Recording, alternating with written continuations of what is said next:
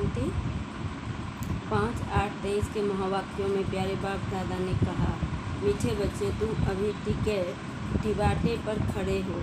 एक तरफ है दुख धाम, दूसरी तरफ है शांति धाम, तीसरी तरफ है सुख धाम। जब जज करो कि हमें किधर जाना है। फिर प्रश्न में बाबा ने कहा, किस निश्चय के आधार पर तुम बच्चे सदा हर्षित रह सकते हो। उत्तर में कहा, सबसे पहला निश्चय चाहिए कि हम किसके बने हैं। बाप का बनने में कोई वेद शास्त्र आदि पुस्तकें पढ़ने की दरकार नहीं है। दूसरा निश्चय है कि हमारा कुल सबसे श्रेष्ठ देवता कुल है। इस स्मृति से सारा चक्र याद आ जाएगा। बाप और चक्र की स्मृति में रहने वाले सदा हर्षित रहेंगे। फिर गीत में बाबा ने कहा, किसी ने अपना बनाकर मुझको मुस्कुराना सिखा दिया।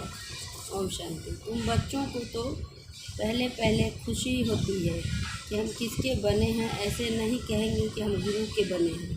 बनना होता है बाप का।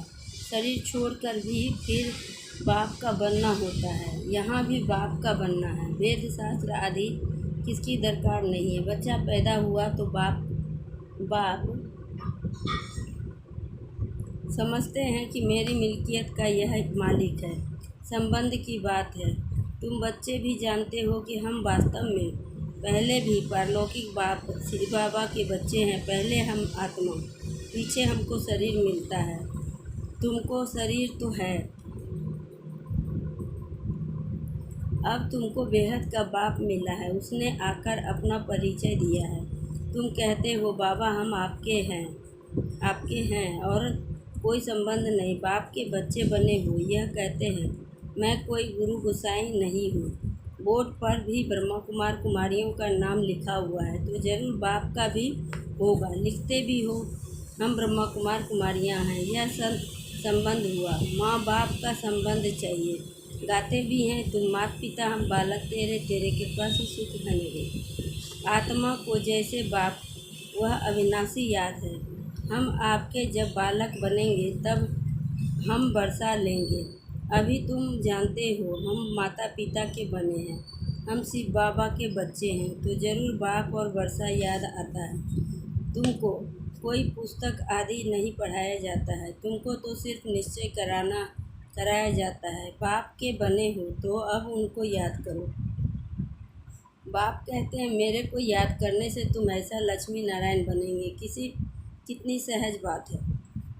विशाल बुद्धि होना चाहिए और कुछ भी नहीं समझाते।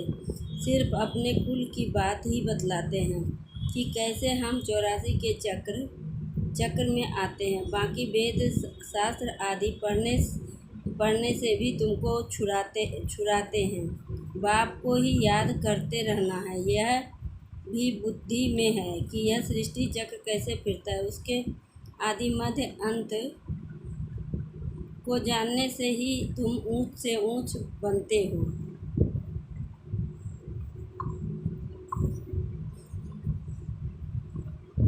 ऊंच से ऊंच बनते हो। स्वर्ग के मालिक बनते हो। तुम सदैव के लिए हर्षित मुख बनाता हूँ। कितनी सहज बात है। परंतु फिर भी भूल जाते हो। क्या कारण है। माँ बाप को कभी बच्चे भूलते नहीं हैं। बाप और बरसे को याद करो तो सदैव हर्षित रहेंगे। जब कोई दुख होता है तो बाप को ही याद करते हैं। जरूर बाप ने सुख दिया है तभी तो याद करते हैं। कोई दुख देते हैं तो कहते हैं, हाय बाबा, हाय भगवान। हर जन्म में हाय हाय करते आए हैं। अब तो तुम बच्चों को बिल्कुल ही सहज समझाते हैं कि बस तुम तंदुरुस्त भी हो, कितने भी बीमार हो तो भी तुम सर्विस कर सकते हो। जैसे बीमारी में मनुष्य को कहते हैं राम नहीं कहो, तुम भी बीमारी में फिर औरों को बोलो शिव बाबा याद है। शिव बाबा को याद करो। यह है जरूर औरों को याद कराना। मरने की हालत में भी तुम यह नॉलेज औरों को भी दे सकते हो। परमात्मा के तुम बच्चे हो, उनको याद करो। शिव बाबा बेहद का बाप है, वही बरसा देंगे। सर्विस का शौक़ होगा तो मरने समय भी किसको ज्ञान देंगे, ऐसे नहीं। हॉस्पिटल में पड़े हैं रहेंगे और मुख बंद हो जाए, मुख से कुछ न कुछ निकलता रहे, कितनी अच्छी अवस्था होनी चाहिए। बीमारी में भी बहुत सर्विस कर सकते हैं। मित्र संबंधी आए उनको भी कहेंगे परमात्मा को याद करो, वही सबका रखवाला है, इसलिए शिव बाबा को याद करो, वह एक है।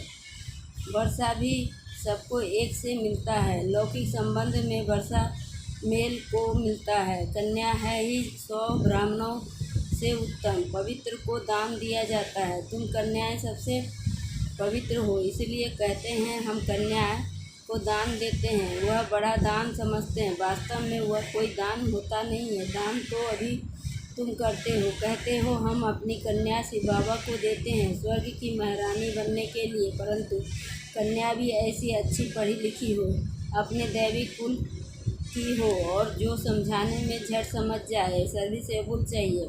छोटे बच्चे को तो नहीं संभालना है, कोई को भी समझाना बड़ा सहज है कि शिव बाबा तुम्हारा बेहद का बाप है। चित्र सामने है, देखो ऐसा सतयुग का वर्षा पा रहे हैं। इन लक्ष्मी नारायण के वर्षा कहाँ से मिला, कितनी सहज बात है। इसलिए बाबा बड़े चित्र भी बनवा रहे हैं। अभी यह नाटक पूरा होता है। हम 84 जन्मों का पाठ बजाया, अब वापिस बाबा के पास जाते हैं, फिर नई दुनिया में आएंगे। हमारा बाबा नई दुनिया का रचयिता है, उसका हमको मालिक बनाते हैं। आपको भी तरीका बतलाते हैं कि बेहद के बाप से सदा सुख का वर्षा तुमको कैसे मिलेगा। एक तो समझाओ, मैं आत्मा हूँ, मैं आत्मा खाती हूँ, मैं आत्मा चलती हूँ। यह बड़ी अच्छी प्रैक्टिस चाहिए। देह अभिमान टूट जाए, देह अभिमानी को लौकिक संबंध याद आएंगे, देही अभिमानी को पारलौकिक बाप ही याद आएंगे। उठते बैठते चलते फिरते यह बुद्धि में रखना है, मैं आत्मा हूँ, बाप की मत पर चलना है। शिव बाबा मत दे रहे हैं, अपने को आत्मा समझो, मेहनत करनी है। स्वर्ग के भांति तो बनेंगे, परंतु थोड़े में खुश नहीं हो जाओ। भल स्वर्ग में तो आ जाएंगे, परंतु पक्के मौतेले बनो।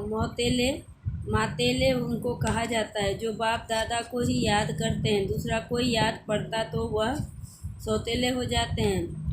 बहुत हैं जिनको दोनों याद पड़ते रहते हैं। यह बाप है अविनाशी, स्वर्ग का बरसात देने वाला।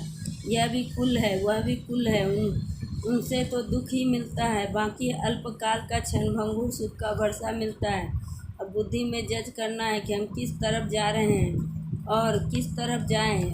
लौकिक तरफ तो वह पारलौकिक तरफ। बुद्धि कहती है पारलौकिक बाप के बनकर हम क्यों नहीं स्वर्ग तरफ जाएं। लौकिक संबंध में जीते जी मरना है, पारलौकिक बाप का बनने से स्वर्ग का मालिक बनेंगे। यहाँ तो नर्क के मालिक बनते हैं। अब आत्मा कहती है बुद्धि को कहाँ जोड़ें, अपने शांति धाम सुख धाम में, यह जाए कहाँ, वास्तव में यहाँ जाए। यह उठना ही नहीं चाहिए। यहाँ तो जन्म जन्मांतर रहे। अब तो हम पारलौकिक बाप को कभी छोड़ेंगे नहीं। यहाँ तुम बच्चे सुख सम्मुख बैठे हो, तुम्हारा लौकिक संबंध कोई है नहीं। बुद्धि कहती है हम तो बाबा के साथ मुक्ति धाम शांति धाम जाएंगे। सवेरे उठ ऐसे ऐसे बैठे विचार सागर मंथन करना चाहिए, बैठने से बड़ा मज़ा आएगा। अब किस तरफ आना चाहिए, नर्क तरफ क्यों जाएं। यह तो माया बड़ा धोखा देती है। अभी तो तुम्हारे पास कोई अहम ऑब्जेक्ट है, अभी तुम किनारे पर हो, जानते हो इस तरफ तो दुख ही दुख है, उस तरफ 21 जन्मों का सुख है। बाप कहते हैं मेरे को याद करो क्योंकि मेरे पास आना है। माया कहती है दूसरी दुनिया तरफ जाओ। कहाँ जाएं, रास्ता तो मिला है। एक तरफ है स्वर्ग में जाने का रास्ता, दूसरी तरफ है नर्क में जाने का रास्ता। डिवाटा तो होता ही है ना, 3 गली के बीच को डिवाटा कहते हैं। अब हम किस तरफ जाएं। एक गली है मुक्ति धाम, एक गली है जीवन मुक्ति, और एक है नर्क की। जैसे 3 नदियों का संगम है, 3 वाटिकाएं हैं, एक वाटिका में हम, डिवाटे पर मिसाल अच्छा है। अब कहाँ जाएं, नर्क का तो विनाश होना है, यहाँ दुख बहुत होता है। अभी हम टिवाटे पर खड़े हैं, पीछे तो नहीं हटेंगे ना। दुख की गली से निकाल बाबा के टिवाटे पर खड़ा किया है। दुख धाम की गली से तो तुम जन्म जन्मांतर पास कर आए हो। अब बुद्धि कहती है जीवन मुक्ति तरफ जाएं। मुक्ति धाम में तो सदैव के लिए बैठना नहीं है। ऐसे नहीं कि हम पाठ से छूट जाएंगे, आए ही नहीं। पाठ से छूटना नहीं हो सकता। ब्रह्मा अनुसार आएंगे जरूर, तो फिर मच्छरों सदृश मरेंगे। इतना दुख देखा है तो फिर इतना सुख भी देखना चाहिए। ड्रामा में बाबा ने वजन ठीक रखा है। जिनका पाठ ही थोड़ा है, आए एक दो जन्म के लिए यह गए।